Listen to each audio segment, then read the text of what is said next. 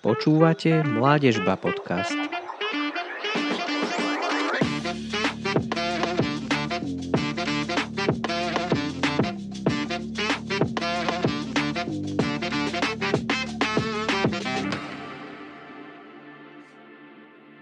Vítajte, milí naši poslucháči, po krátkej dobe sme opäť tu, pretože prihlasovanie na Bašku, Bratislavskú animatorskú školu, je v plnom prúde a zostáva nám už iba chvíľu, než sa prihlasovanie ukončí.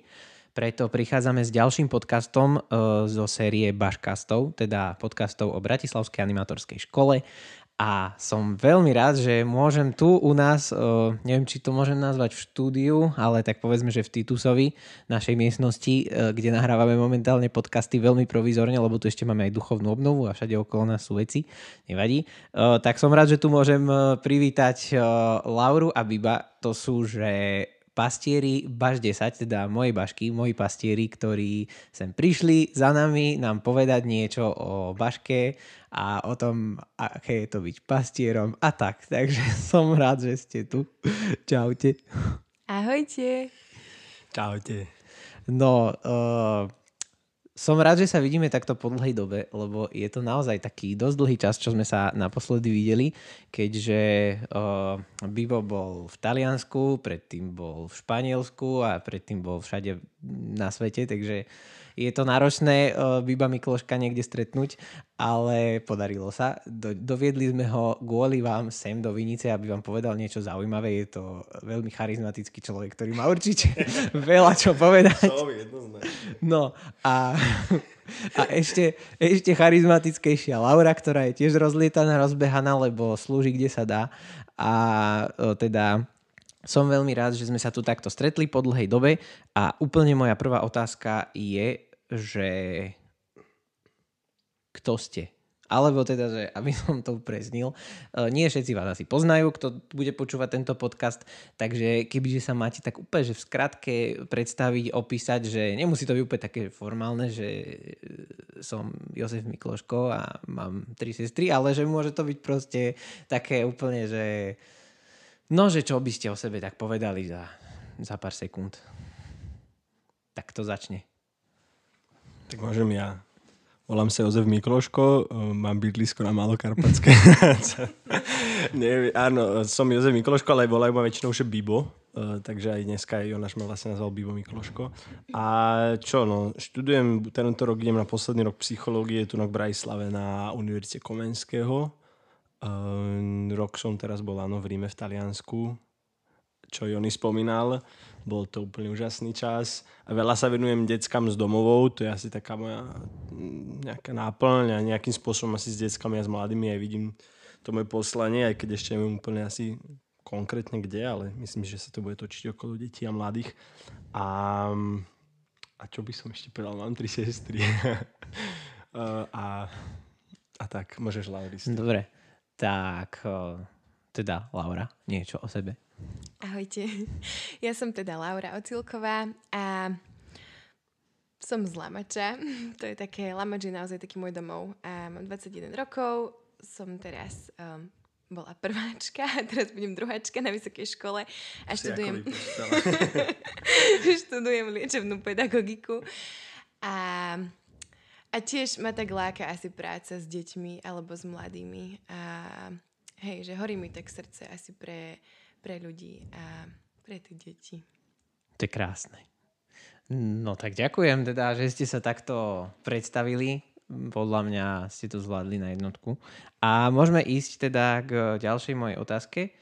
A to je teda v podstate, že toto sme už aj prešli, že kto si a čo robíš, takže mám tu poznámku, že Bibo Taliansko, úsmev. Úsmev bol akože úsmev ako dar, tak ešte doplňujúca informácia, že Bibo spolupracuje s organizáciou Úsmev ako dar, ktorá sa venuje deťom z detských domovov.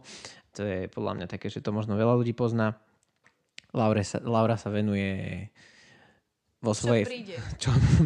Čo príde birmovancom a mladým vo svojej farnosti v Lamači, kde majú teraz nového pána farára, ktorého pozdravujeme, určite nás počúva. Neviem, ale začne. A teda ešte mám takú otázku na úvod poslednú, že váš duchovný život, možno niečo tak skrátke, že hej, že už to tu hovoríme skoro každý podcast, že každý máme tie svoje ups and downs a možno každý máme aj nejaké svoje tie všedné obdobia v duchovnom živote, tak ako asi aj v normálnom. Takže možno tak, že úplne, že nemusí to byť nejaké vyznanie ani svedectvo, iba že tak možno, čo prežívate duchovne momentálne. Môže teraz Laura začať. Tak začnem. No, ja by som povedala, že som v poslednej dobe mala také veľké duchovné nakopnutie, lebo som bola na takej učenickej škole v Anglicku, čo bolo pre mňa veľmi dobré, pretože naozaj som to tak veľmi vnímala, že ma proste Pán Boh pozýval niekam sa tak zastaviť, že byť ako tá Mária a iba sedieť pri jeho nohách, lebo väčšinou teda som stále tá Marta, čo stále niekomu a niekde slúži, takže som veľmi potrebovala takýto čas načerpania a zastavenia sa a teda bola to 10-dňová škola a bolo to pre mňa veľmi obohacujúce, takže to som mala veľmi také duchovné nakopnutie. Keď som sa už vrátila domov do tej reality, tak to už je trošku také akože horšie, hej, že je to ťažké, ale že povedala by som, že ten duchovný život je proste o tom každodennom rozhodnutí, o tom, že proste si nájdem ten čas pre Pána a že proste si sadnem k jeho nohám a chcem ho počúvať a že asi je to tak, no, že jedno ráno lepšie, jedno ráno horšie. Dneska som mala také ráno, že bola som ráno na mši a potom som zaspala, takže som to úplne akože nemodlila, ale no dobre, ale teda hej, že mám sa dobre. Pán dáva svojim miláčikom spánok. Presne.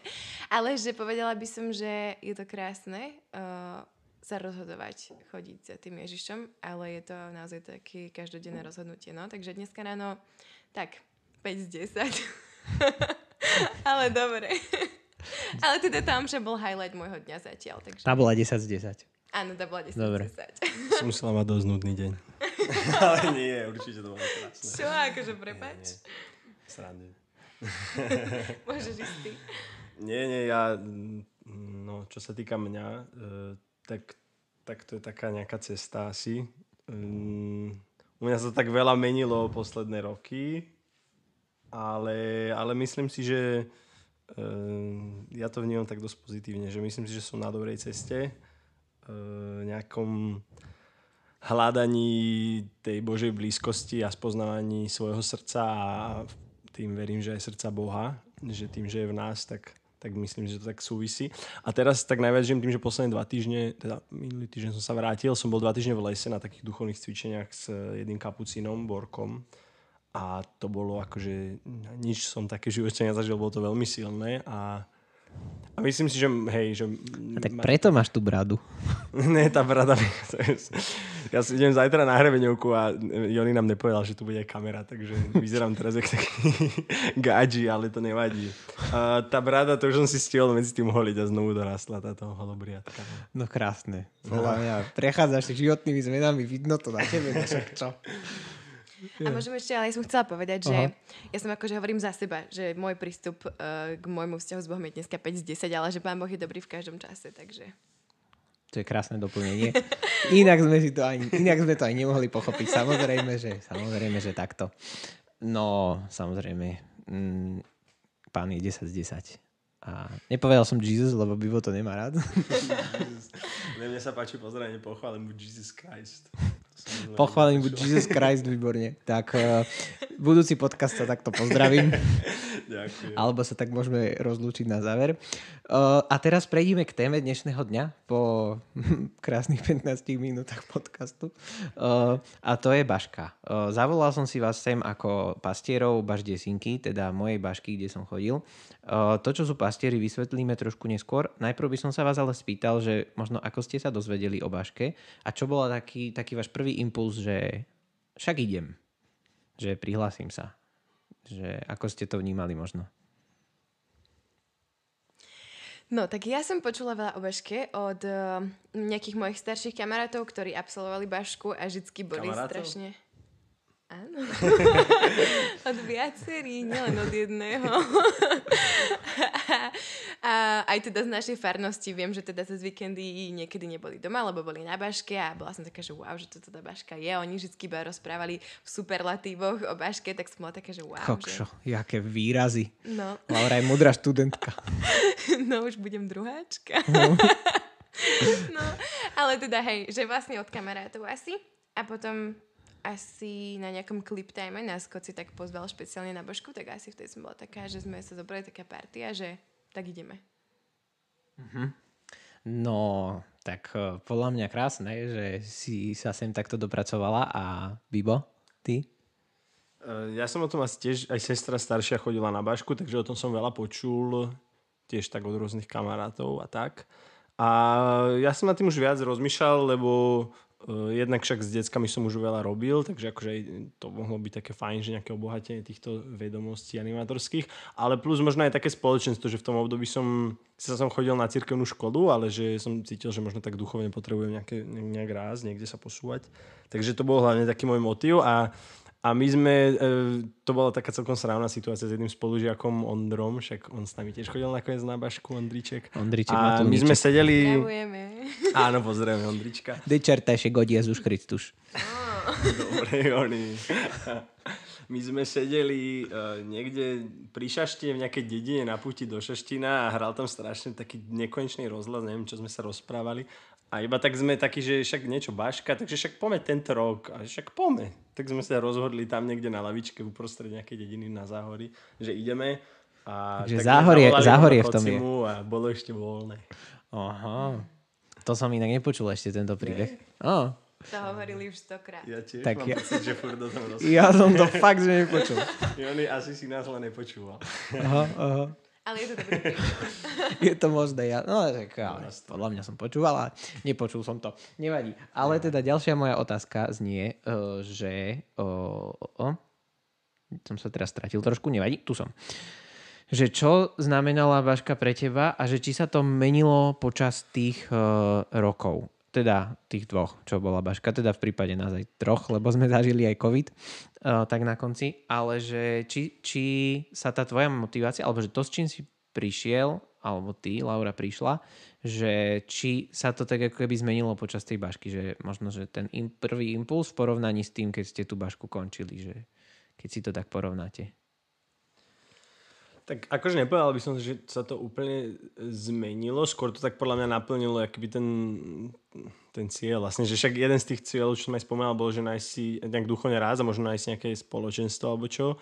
A fakt sme taká dobrá partia sa tu zišli, takže podľa mňa tie posledné razy, možno aj to bol už hlavný taký motív, že som sa na tých ľudí tešil a že to bolo super. Robili sme si potom aj sami víkendovky a cez leto proste nejaké výlety a tak, takže na ku koncu už to asi boli viac tí ľudia, ale tak to v podstate nie, že by sa to zmenilo, lebo však do istej míry som s tým aj išiel na tú Bašku, takže tak. No ja by som povedala, že pre mňa asi taký prvotný impuls bol, že som vlastne chcela tiež tak rásť a že nejakú takú formáciu som asi potrebovala, lebo som vtedy začínala viesť stredka.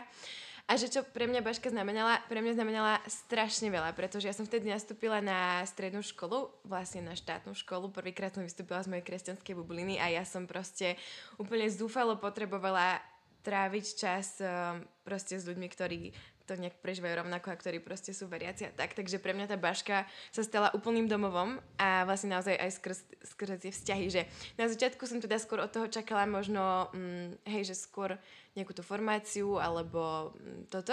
A to mi všetko dalo, ale že o to viac pre mňa potom znamenalo ešte aj to spoločenstvo a presne, že nevedela som na začiatku, čo mám čakať a potom už som vedela, že na koho sa tu môžem tešiť, takže asi toto sa tak zmenilo, no. Vy ste neboli tí, čo došli kvôli certifikátu? Bol to taký bonus. Aha. Bol, ja som myslel, že ho nikdy nevyužijem, ale využil som ho, keď som sa hlásil na obidva moje Erasmy, tak som ho dal do príloh. Áno. Taká Erasmus. Akože zíde sa to, zíde sa aj ten certifikát. Aha. No, ja som toto... Trošku tu máme provizorné podmienky, tak prepáčte. No, ale že ja to tu všetko ovládam naraz, ale ja som to tiež tak asi vnímal na začiatku, že animátor a certifikát a toto všetko, ale hej, že Baška sa mi tiež stala takou rodinou, tak preto je toto moja taká obľúbená otázka, ktorú sa pýtam vlastne v týchto Baškastoch všetkých, že možno porovnanie tej motivácie na začiatku a nakoniec, lebo fakt, že podľa mňa to je strašný rozdiel, že to, s čím človek prichádza a to proste s čím odchádza. Hej, že síce, že aj moje očakávania také na začiatku boli pekné, ale podľa mňa, že to, čo mi to dalo, bolo 100-krát krajšie. Takže to asi si pekne povedal. Ďakujem. No a teraz prichádza zradná otázka, teda podľa mňa je úplne pohode, ale Bibo tvrdí, že to je podpasovka, že čo je to pastier a aké je to byť pastierom. Teda zavolal som si vás, pretože ste pastieri spolu, baždesinky, a že možno nie, si možno to počúva niekto, kto rozmýšľa, že sa prihlási na bašku, nevie, čo to je pastier. Takže čo to je pastier a aké to je byť pastierom pre vás? To je... Môže teraz človek, čo sa stará o ovce. Tak je to. Ale na baške. Dobre, tak pastier, ja by som povedala, je to, ja by som povedala, taká duša toho ročníka bašky v niečom. Že je to proste človek, ktorého si zvolia tí účastníci bašky za takého, ja nemám moc rada slovo líder, ale proste lídra, pastiera. Mne sa veci páči pastier, lebo pastier sa aj stará. A ktorý vlastne nejakým spôsobom... Aj líder sa môže starať. Veď tiež sa stará, len neviem. Áno, chápem to. Ja preferujem slovo pastier. Ale teda, hej, že človek, ktorý možno tak bdie v niečom nad tými svojimi ovečkami a možno, že ich tak nosí viac v srdci a dbá o nich, že či možno žijú. A teraz hovorím všetko, čo nerobím. Takže, to nie je pravda. Snažíme sa. My sme prvá podľa mňa baška, ktorá mala 3 bažletá. Potom už to po nás len kopírovali. No, 4 dokonca? Neviem, ale budeme mať, keď sme nemali. Ale teda, hej, a ktorí sa možno starajú o to, že by tí ľudia ostali v kontakte aj potom, ako baška skončí. Takže asi takto by som zhrnula, čo je pastier. Áno, dobre ste sa. Aké je to byť pastierom? Ešte môžem povedať? No, povedz. Poviem vám, aký je Bibo pastier, hej? Bibo je skvelý pastier. Fakt, Bibo je, že najlepší pastier, ako sme si mohli zvoliť. Aj keď všetci vicepastieri sú tiež skvelí, samozrejme, ale... Ja som bol vicepastier, hej, pozor. Hovorím. My sme boli s Hankou Nipčovou zástupcami ešte... Vicepastier. Lebo kto bol? Andro a Anne-Marie boli. A potom ešte dokonca, že my sme ich zastupovali, keď ani vy, ani oni neboli. No, dobre, to zase... Ale teda, že Bibuško je musel skvelý pochváliť pastier. moje ego. Áno, on je skvelý vicepastier. Ale Bibuško náš je skvelý pastier, pretože Bibo mal tak proste zapálené srdce pre nás a pre našu bašku, že proste on nám organizoval výlety, dokonca aj v čase najväčších lockdownov a proste udržiaval našej bašky. Teraz sa to už môže povedať. Teraz sa to už môže. A proste on vždycky bol ten, čo sa fakt snažil a my furt sme neprišli alebo meškali a on proste furt sa snažil a furt nám organizoval nejaké nové výlety, takže Bibo je skvelý udržiavač ohňa bašky. Skvelý pastier. Bol som. Áno, až kým nevyhorel. Ale nie. Nevyhorel. To prišlo k prirodzenému, podľa mňa, takému... Ale nie, akože podľa mňa aj to pastierstvo, aspoň ako som to ja vnímal, a podľa mňa to si aj ty, Laurinka, bola úžasná pastierka, že ten zmysel bol, že aby to proste nejakým spôsobom nezakápalo, aby tam bola možnosť ďalej sa stretávať, ale podľa mňa už časom sme uvideli, že každý si, jak sa baška skončila, tak časom síce ostali sme možno taká partička, čo sa viac stretávame, niektorí menej, ale že mnohí naozaj si našli už potom svoje grupky, svoje spoločenstva a tak. A podľa mňa tam už tá úloha pastierov v podstate je tak, že tak raz za čas, tak raz za 2 roky si spomeniem, pomodlím sa, nie? Ale skôr akože to bolo podľa mňa, že kto má záujem, aby vedel, že sa tam niečo organizuje, ale potom už myslím si, že to tak prirodzene išlo do toho, že každý si ju našiel aj na výškach a proste iné grupky, iné spoločenstva a tak. Takže tak prirodzene to podľa mňa. Áno, nevyhorel. Presne, to išlo tak prirodzene, že každý sme sa už tak rozlizli svojou cestou, ale že podľa mňa stále si tak nosíš v srdci tú svoju bašku, nie? Ale tak áno. Nejakým spôsobom určite. Áno, veď som tu, no. Tak. Ja som dokonca podľa mňa prvé Vianoce po baške písala, že všetkým baškárom list. To boli krásne. Aby mi dal na to požehnanie. Ja som teraz ten list prisťahovaní našiel. Fakt? Ja som, že proste, že Jonimu, alebo že Joninkovi, že Laura a Vibo, že tvoji pastieri, alebo niečo také. Úplne som bol taký, že toto si pripnem na nástenku. To je krásne. A Laura mala výčitky, že proste neorganizujú žiadne akcie. Áno, my sme to mali podelené. Ja som sa za vás modlila a som písala listy, jeden, ale tak bolo vás veľa. A navyše ja som teraz tiež si stiahovala veci a našla som, že aj druhé Vianoce som rozpísala. Mám stále rozpísané tie listy, ale nemala som pre všetkých, takže som neposlala nikomu, ale ja ich raz dopíšem a pošlem. Takže... Dobre, tak... A Bibuško organizuje. škoda, že som nenatočil tento highlight, ale v decembri by som ho kľudne pridal na mládežba a uvidíme, či skutek utek. Ale dobre, tak prejdime podľa mňa k ďalšej téme, ktorú mám nachystanú, čo sa týka bašky, a to je, že či máte nejaké svedectvo alebo nejakú vtipnú príhodu z bašky, že čo sa vám tak možno páčilo alebo vás tak oslovilo alebo také niečo. Akože napadlo mi veľa vtipných príhod. A musí to prejsť do našho cenzúrou. Fú. Ja to odcenzúrujem. Mali No? sme A nie, skúsme nejakú takú verejne Dobre, tak ja dostupnú. poviem takú ikonickú, hej? Že raz v nedeľné ráno sa nás niekto spýtal, že zmizlo 5 litrov mlieka a čučoriedky, nie? Alebo tak nejak. Áno, čučoriedky, 5 litrov mlieka, ešte niečo. No, A že áno. proste boli také random veci. A ukázalo sa, že my sme fakt vypili 5 litrov mlieka v sobotu večer. Ja som mal asi 1,5 Asi- pohára z asi toho, jo. ale... Čo? Podľa mňa si myslíš, že si mal? Ja som tiež Liter a mal... pol? Nie, liter a pol som určite nevypil. No ale teda... Ja som nepil žiadne mlieko. Ani ja inak. Čučoriedky možno. A to Ale podľa mňa sme to a neboli. pointa bola to, že to malo byť do koláča na nedeľu a my sme to vlastne v sobotu večer proste nedovolenie zjedli. Zjedli. Tak to bolo milé. Ale Ja si spomínam na jednu historku, to bolo zase na tom bašlete, to je vlastne taký tábor letný, čo máš vlastne v rámci bašky. Takže jedna baba z bašky potom odchádzala niekde preč a prehovorila nás, že tým, že odchádza, že máme posledný čas s ňou, lebo mala ísť do zahraničia. Takže nech ideme s ňou pozerať východ slnka. Tak akože nikomu sa absolútne nechcelo, ale dobre, tak sme mi povedali, že pôjdeme kvôli nej. A ona nás zobudila asi, že o 2 hodiny skôr, ako bol východ slnka, lebo viete, že ono najprv iba trošku začne svítať, ale východ slnka je až, ja neviem, hodinu a niečo potom. A ona nás všetkých zobudila, že rýchlo vybehnite, on vychádza slnko, tak my sme proste v krátkom oblečení, babi fakt, že nič nemali, my sme si aspoň mikiny zobrali, vybehli von. A hodinu a pol sme tam podľa mňa minimálne čakali na to, kým vyjde to príblmoje slnko. A ešte k tomu sme všetky mikiny museli dať vám. Takže bola zima. No. A vyšlo. Toto bolo podľa mňa na prvom bažlete, tam som nebol. Na prvom bažlete. Ale krásna príhoda. Hej, svedectvo. Mám veľa svedectiev. No daj. No pre mňa bolo, akože strašne to bolo silné, že pre mňa bola asi každý ten víkend taká duchovná obnova, že ja som vždycky prišla v niečom taká premenená, alebo čo som mala pocit aspoň, neviem, ako to vnímalo moje okolie, ale že akože mám strašne veľa svedectiev. Tak môžeš jedno vybrať. Keď ti napadne.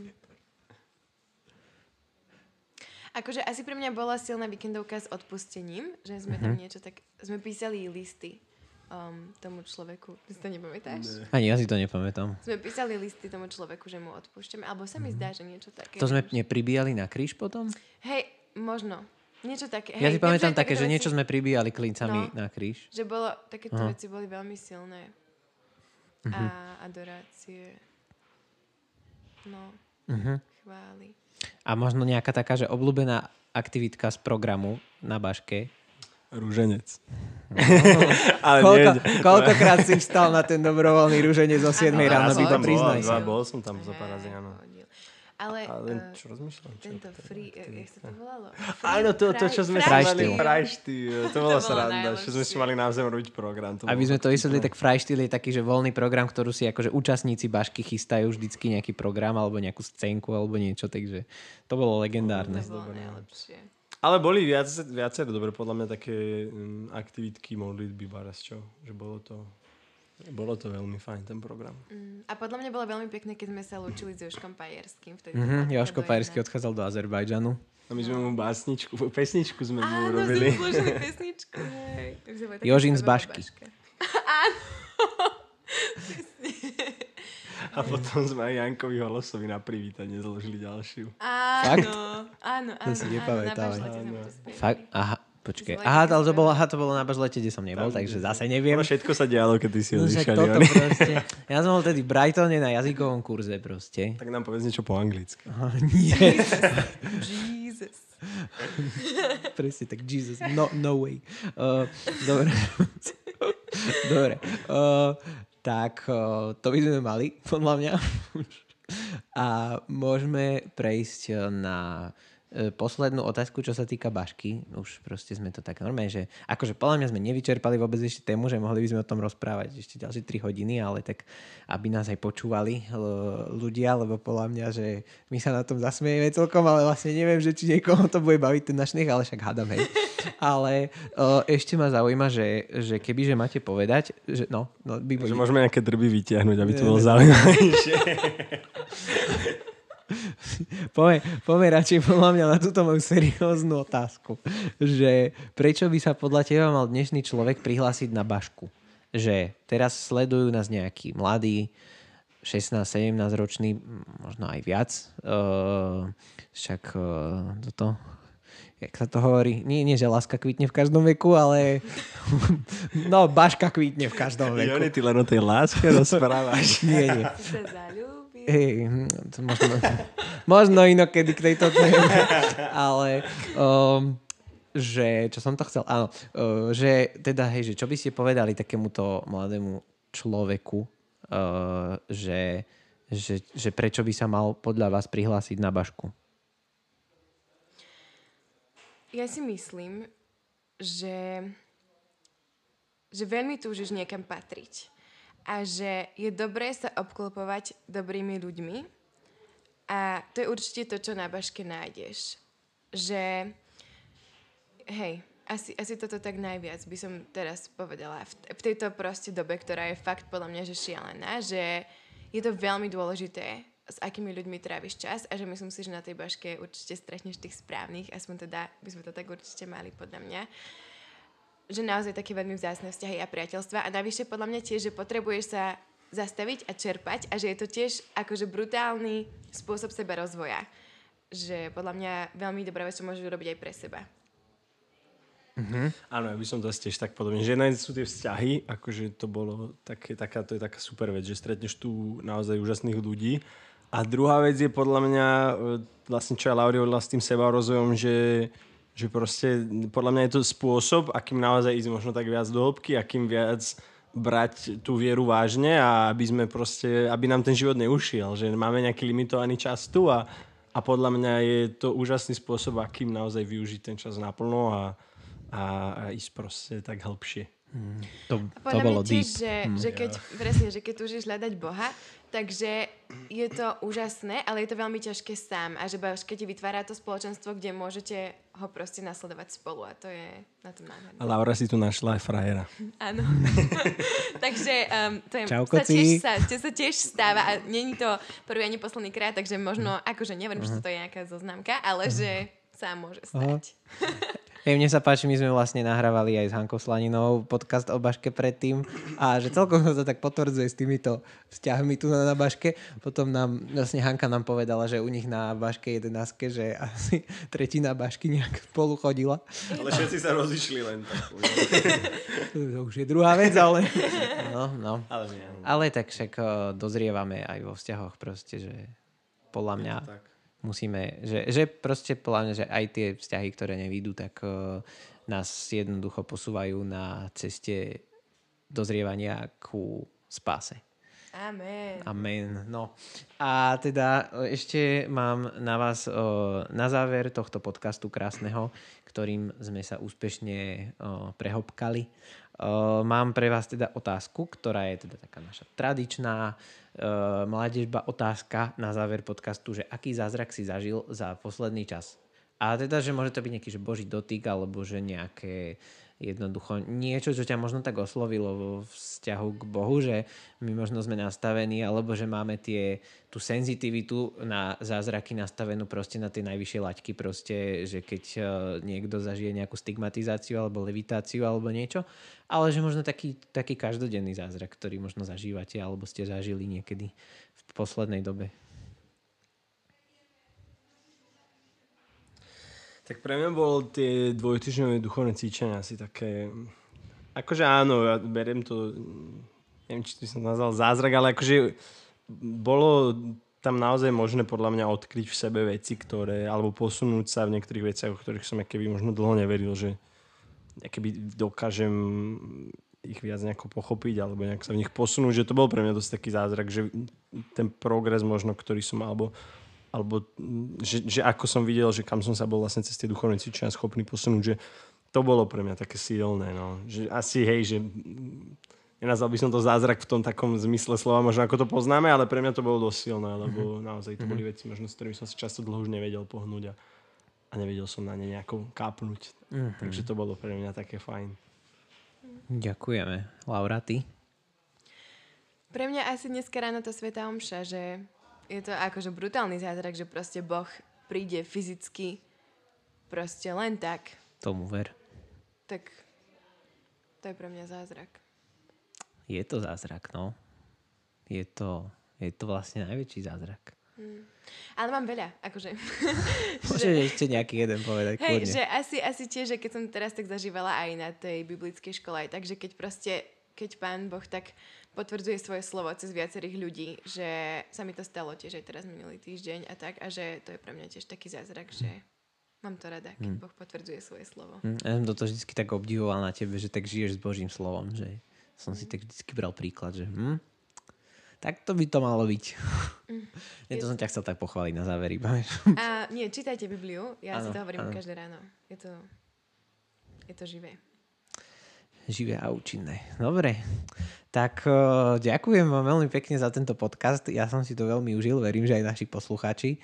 A som rád, že môžeme proste takto pekne zakončiť dnešný deň. Teda my máme ešte Clip Time poradu, takže môj deň sa ešte nekončí, ale... Príďte na Clip Time! Áno, príďte aj na Clip Time, ale teda aj na tú bašku, hej, že ešte proste máte posledné minúty, sekundy a dni a neviem, kedy vyjde tento podcast, ale skrátka už sa končí prihlasovanie, takže jednoducho prihláste sa, čakáme vás a s otvorenou náručou proste vás cirkev aj tu na baške chce prijať, takže Bibo chce niečo povedať. Proste si slobodný a nevieš, čo s časom pod na bašku. Ale nie, sranduje, nie. Presne tak, aj tak sa to dá povedať. A keď sa bojíš, tak zoberaj kamoša, budete mať dvaja super čas. Určite choďte, bolo to veľmi dobrý čas, naozaj, som za to rád. Neskutočné požehnanie. A strašne rýchlo to utečie, že ak máte pocit, že 2 roky je príliš dlho, tak potom si budete hovoriť, že to bolo príliš krátko. Takže... A budete chodiť na bažleta ďalšie 4 roky. Áno, a stretávať sa a potom možno aj do týmu pojete na ďalšiu bašku a tak. Dobre, tak ďakujeme teda za váš čas a sme radi teda, že ste nás počúvali a ešte buďte požehnaní dnešný deň aj na veky. Čaute. Čaute. Počúvali ste podcast Komisie pre mládež. Aj vďaka vašej podpore sa môžeme venovať mladým v bratislavskej arcidiecéze. Ďakujeme.